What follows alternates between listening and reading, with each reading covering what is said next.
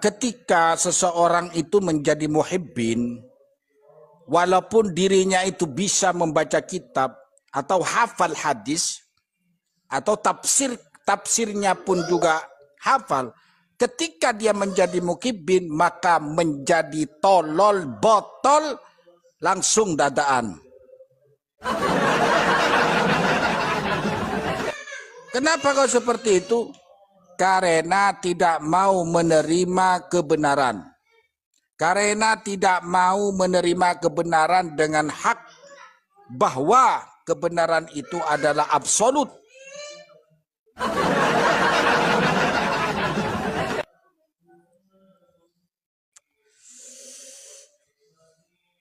Kalaulah sekarang ada orang yang mensuarakan tentang masalah kaidah ilmu nasab atau membuka dan mengkaji kitab-kitab khurafat, maka itulah yang harus patut kita ujungkan jempol karena membela putra-putri bangsa, membela para kiai-kiai Nusantara.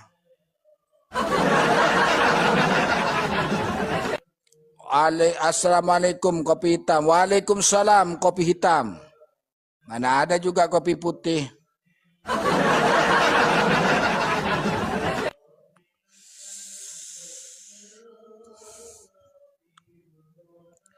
Jadi saya tidak akan mau dengar lagi adanya seseorang yang dari panggung ke panggung menyatakan satu Habib yang bodoh lebih utama daripada 70 kiai yang alim.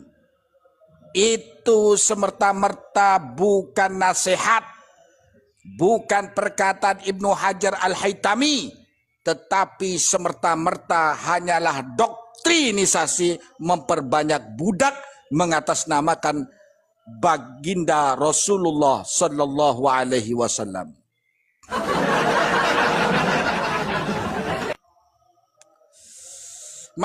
Maka saya katakan hari ini kita perlu junjung tinggi pahlawan-pahlawan kita yang telah berjuang untuk membela negeri kita. Kita junjung tinggi kiai-kiai Nusantara, nenek moyang kita. Kita wajib junjung tinggi.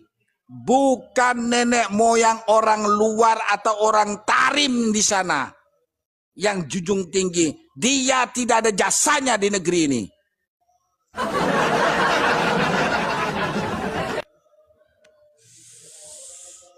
Yang ada jasanya adalah pahlawan-pahlawan kita, ulama-ulama kita, terutama kedua orang tua kita.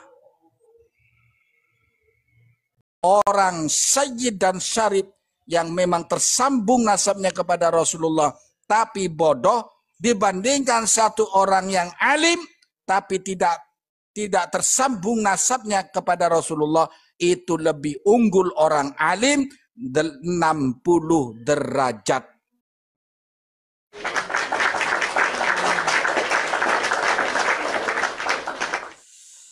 Paham itu.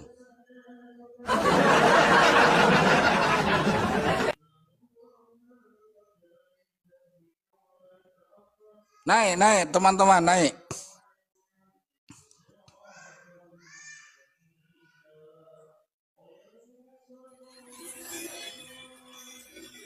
Assalamualaikum warahmatullahi wabarakatuh. Sehat Yai, sehat? Waalaikumsalam, sehat, alhamdulillah.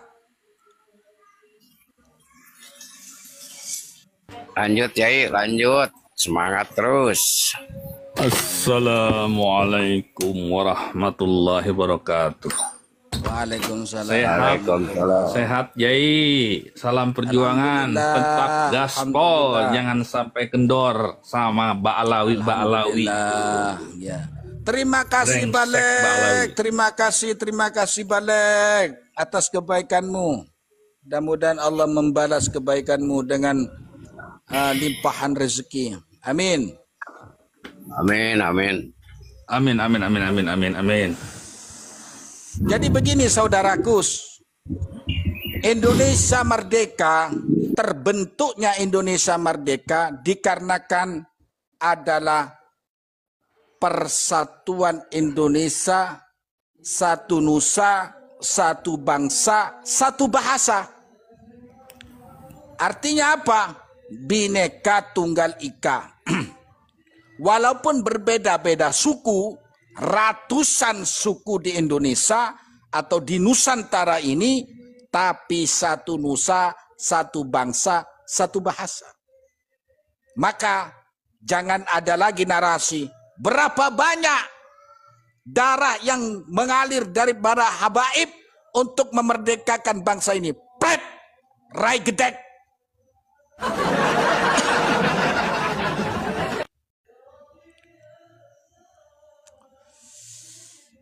Kenapa saya katakan rai gedek? Karena satu pun kami tidak jumpai dari habaib yang tertembak oleh Belanda, keterkecuali pahlawan-pahlawan kita dan nenek-nenek moyang kita yang tertembak oleh Belanda dan yang disiksa oleh Belanda. Betul, Yai. Takbir. Takbir, Allahu Akbar. Allahu Akbar.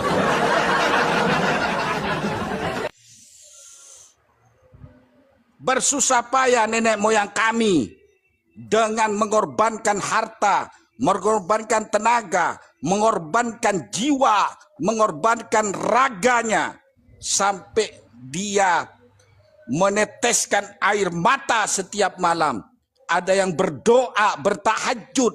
Semua agama meminta pada Sang Kuasa agar bisa merdeka. Setelah merdeka, kita mau diadu domba. Dah mau ya? Terima kasih Jalangkung, Masya Allah.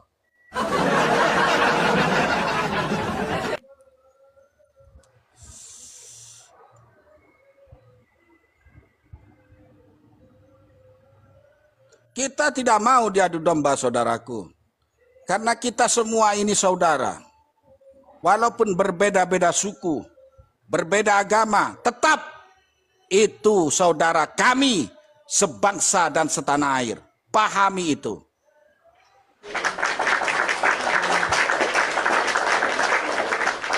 Kenapa luar negeri maju? Kenapa Jerman maju? Kenapa Jepang maju? Kenapa Korea maju? Karena Kenapa tidak ada Cina Balawi. maju? Karena tidak pernah ada Balawi dan tidak pernah didoktrin oleh Baalwi. 1000% betul.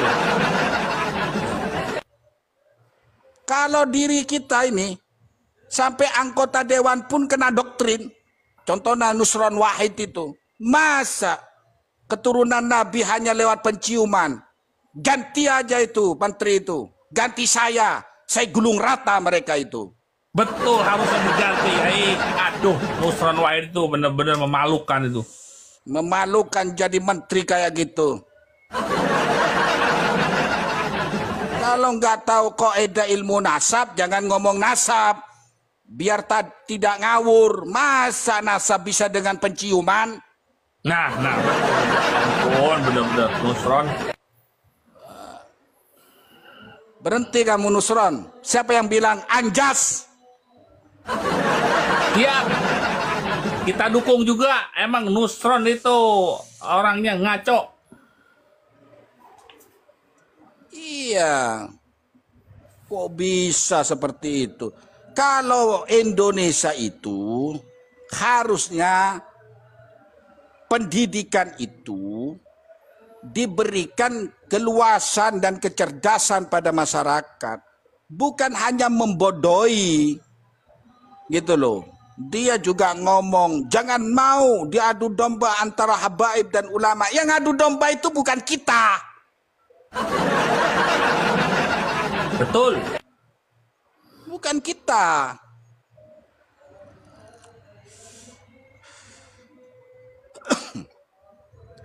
Di penghujung puasa, padahal di penghujung puasa bulan Ramadan, itu adalah Yaumul Maghfirah. Allah menurunkan maghfirah, yaitu pengampunan. Dari pimpinan dia, junjungan dia ngajak perang. Wong gendeng gitu, setelah Lebaran, ya itu tidak berhenti di dalam penghujung puasa. Setelah Lebaran, mengatasnamakan suku Madura juga ngajak perang.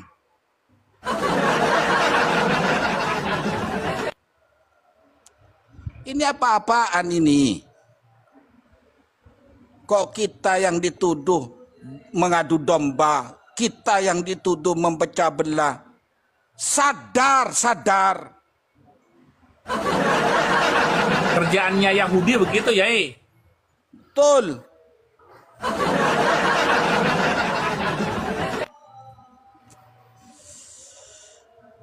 Sadar. Wong kitab-kitabnya juga banyak khurafat. Ya. Banyak yang menyimpang dari agama, banyak yang menyimpang dari syariat. Ya. Masa kita masih belum sadar? Bukti apa lagi sih yang kami tampilkan kepada panjenengan, hei Mukibin? Bukti apa lagi? Coba kita pikir.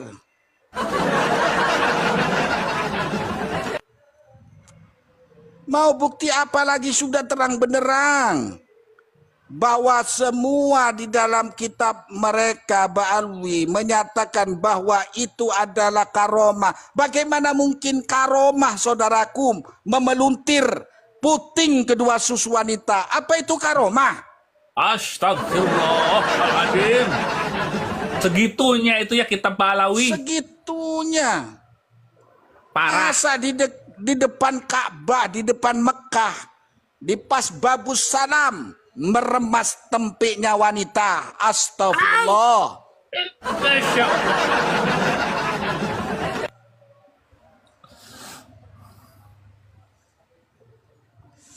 Lanjut saudaraku, santai saudaraku.